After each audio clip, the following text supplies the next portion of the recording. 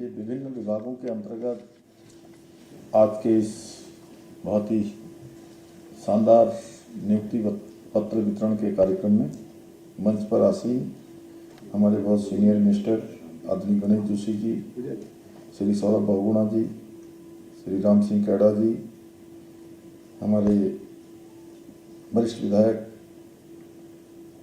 आदरणीय उमेश शर्मा काऊ जी, आदरणीय सविता कपूर जी,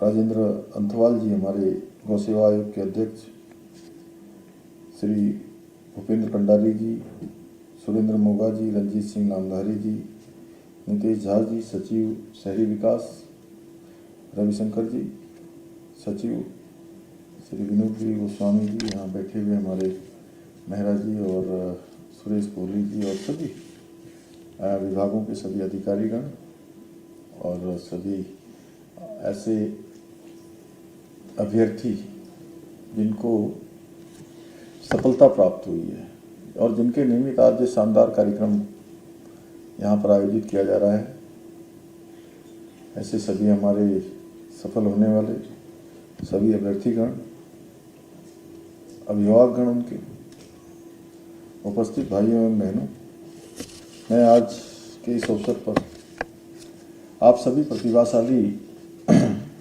नवचयनित युवा साथियों का आज ये मुख्य सेवक सदन में आप सबका हृदय से स्वागत करता हूं, आप सबका अभिनंदन करता हूं।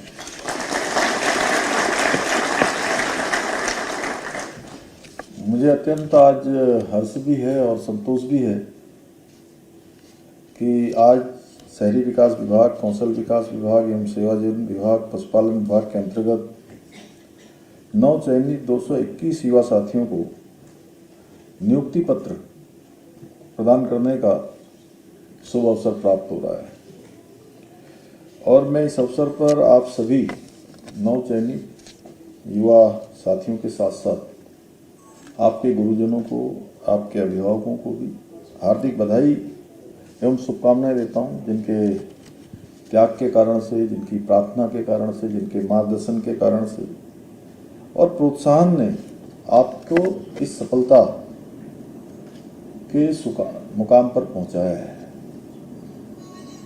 और ये आज का ये समारोह केवल एक नियुक्ति पत्र प्राप्त करने का अवसर नहीं है, बल्कि आप लोगों के बरसों बरसों का संघर्ष है, परिश्रम है और सच में ये आपके लिए एक बहुत आज का दिन बहुत ही स्वर्णिम दिन है और ये दिन वो दिन है जिसका इंतजार आपके साथ साथ आपके परिवार को भी बेसब्री से था।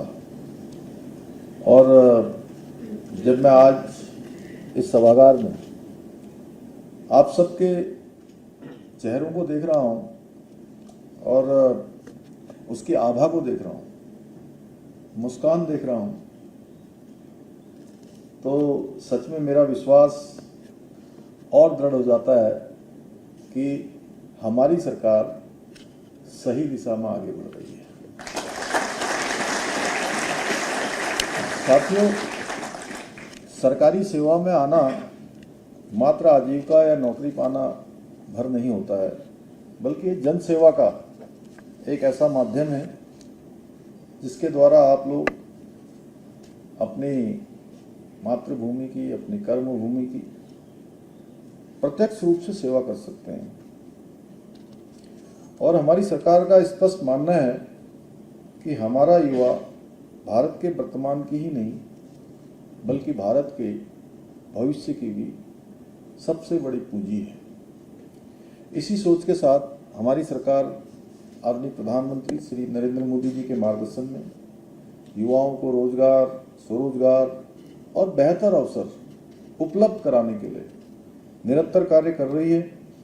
जहां एक और हमारी नई स्टार्टअप नीति, राज्य में नए आइडियाज, स्टार्टअप कल्चर, इसको बढ़ावा देने के लिए निरंतर कार्य कर रही है, वहीं कौशल विकास को भी हमने अपने प्रमुख एजेंडे में शामिल किया है।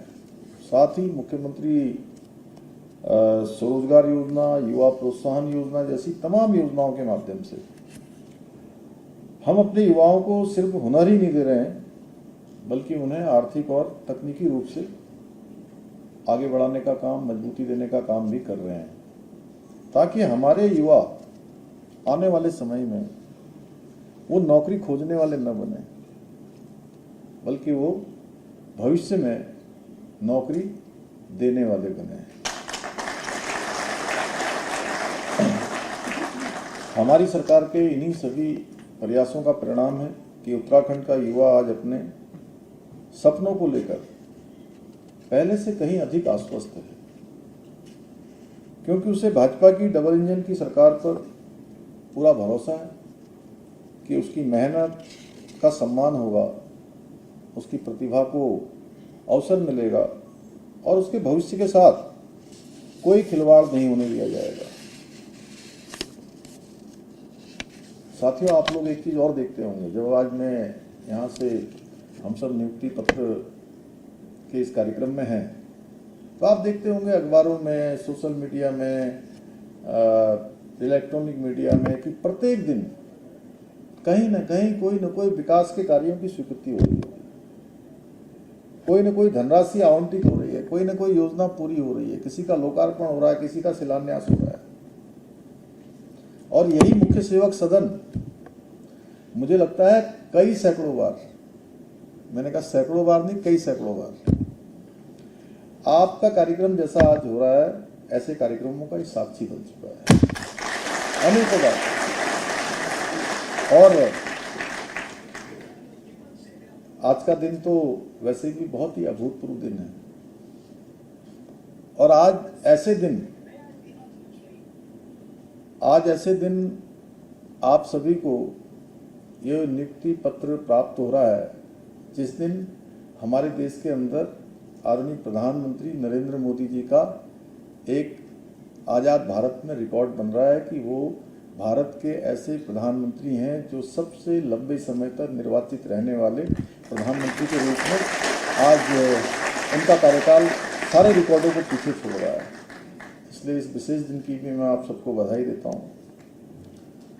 साथियों, जब हम भर्ती प्रक्रियाओं की बात करते हैं तो हमको थोड़ा पीछे जाना पड़ेगा, और उस दौर को हमें नहीं भूलना चाहिए जब भर्ती परीक्षाओं पर, जैसा कि अभी हमारे राम सिंह जी ने भी कहा, सौरभ जी ने भी कहा, आदरणीय मंत्री लोगों ने यहाँ पर अपनी बात रखी कि भर्ती परीक्षाएं किस प्रकार होती थी। उन भर्ती परीक्षाओं पर बार बार सवाल उठते थे, बार बार पेपर लीक की बातें आती थी, और ये घटनाएं युवाओं के विश्वास को तोड़ देती थी। जब नकल माफिया खुलेआम हमारी व्यवस्था को चुनौती दिया करते थे, चैलेंज करते थे, और जब दिन रात एक करने वाले होनहार युवाओं के मन में ये डर रहता था कि कहीं उनकी ईमानदारी किसी भ्रष्ट सिस्टम की बलि न चढ़ जाए। देखा जाए तो वो दौर हमारे युवाओं के सपनों और उनके माता पिता के त्याग के साथ घोर अन्याय का दौर था, जहां पिछली सरकारों में एक एक भर्ती पंचवर्षीय योजना बन जाती थी। कब उसका रिजल्ट आएगा, कब परीक्षा होगी, कब साक्षात्कार होगा, या कब कोई अन्य प्रक्रियाएं चलेंगी, वहीं आज रिकॉर्ड समय में भर्तियां पूरी हो रही हैं। फर्क साफ है, वे भ्रष्टाचार लाते थे और हम रोजगार लाते हैं।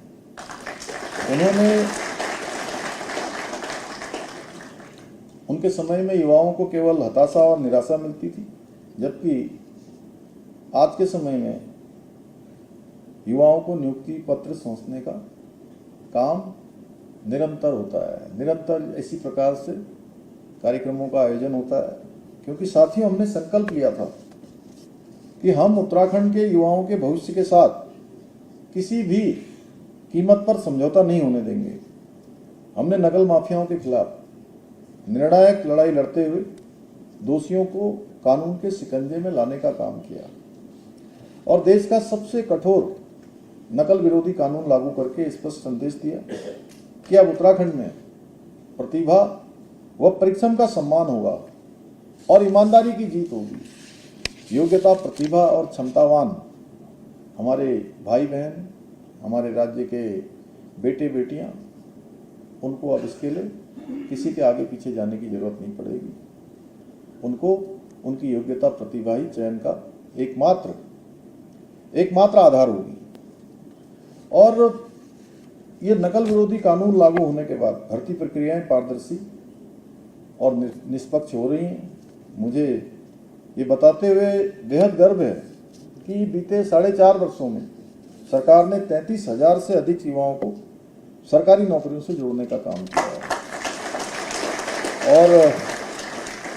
और आज आप सभी 221 युवाओं को नौकरी पत्र मिलने के साथ ये संख्या और आगे बढ़ जाएगी, इसका नंबर आगे बढ़ जाएगा। साथियों, मैं कहना चाहता हूं कि ये केवल आंकड़े नहीं हैं, बल्कि हजारों परिवारों के जीवन में आए विश्वास, सम्मान और उम्मीदों के प्रतीक हैं। और इस मंच से मैं आप सभी को बताना चाहता हूं कि ये शुरुआत है। हमारी सरकार आगे भी इसी प्रकार, इसी पारदर्शिता के साथ और इसी निष्पक्षता के साथ युवाओं को लगातार रोजगार के अवसर देती रहेगी। ये क्रम हमारा रुकने वाला नहीं है, ये अनवरत रूप से जारी रहेगा। हमने सभी विभागों को स्पष्ट निर्देश दिए हैं कि जितने भी विभागों में खाली पद हैं उनको तुरंत भरा जाए। साथियों, हमारी सरकार ने आपके भविष्य को सुरक्षित करने के लिए अपना कदम पूरी ईमानदारी से आगे बढ़ाया है। अब आपकी बारी है। अब आपका एक चरण पूरा हुआ। आप में से बहुत सारे लोग ये सोच रहे होंगे कि आज नियुक्ति पत्र मिल जाएगा, आज काम पूरा हो गया। ऐसा तो नहीं सोच रहे ना? अब एक काम तो पूरा जरूर हुआ, लेकिन अब आपका दूसरा काम शुरू हो गया। आज से नया काम शुरू हो गया आपका, क्योंकि आप सभी सरकारी व्यवस्था का हिस्सा बनने जा रहे हैं। शहरी विकास, कौशल विकास, पशुपालन, ये तीनों ही विभाग सीधे तौर पर राज्य की जनता के विकास से जुड़े हुए हैं, आम जनता से जुड़े हुए हैं। मेरा आप सभी से एक मुख्यमंत्री के नाते नहीं, बल्कि आप ये कह सकते हो कि कुछ सालों पहले तक हम लोग भी विद्यार्थी थे। जो आप लोग आज हैं, आज से 15 साल पहले, 20 साल पहले हम भी आप ही की तरह थे। जब हम भी पढ़ाई कर रहे थे, महाविद्यालय में कुछ पढ़ते होंगे इसमें से, राम सिंह जी हमारे छात्र राजनीति में थे, सौरभ जी कहीं और थे, जोशी जी और हमारे उमेश भाई तो खैर हम लोगों के बहुत ही सीनियर हैं। सविता जी ने जो है लंबा कालखंड राजनीति को नज़दीक से देखा है। कपूर साहब हमारे राज्य के सबसे अधिक बार के विधायक थे, तो उनके जीवन संगनी के रूप में आपने सारे कामों को नज़दीक से देखा। तो मैं कह सकता हूं कि आप लोगों के बड़े भाई के नाते कि एक आग्रह है आप लोगों से, जब कल आप अपने दफ्तर में बैठें तो आपके मन में सिर्फ एक ही भाव होना चाहिए कि हमको आने वाले हर व्यक्ति को सहायता करनी है, हर व्यक्ति को समाधान देना है। वो बड़ी आशा से आपके पास आएगा। और देखिए, मैं बचपन से एक बात जानता हूं कि किसी काम को करना है तो उसके सैकड़ों रास्ते निकल जाते हैं। रास्ते कई बार कठिन हो सकते हैं, लेकिन रास्ते होते जरूर हैं। इसलिए पहले दिन से 4 जुलाई 2021 को जब मैंने राज्य के मुख्य सेवक के रूप में इस जिम्मेदारी पर काम करना शुरू किया, तो एक मंत्र लेकर कि सरलीकरण, समाधान, निस्तारण और संतुष्टि, ये भाव आप सबके मन में भी होना चाहिए कि जो भी आपके पास आएगा आप उसकी मदद करेंगे। हर गरीब, हर जरूरतमंद की समस्या का समाधान आपकी प्राथमिकता होना चाहिए।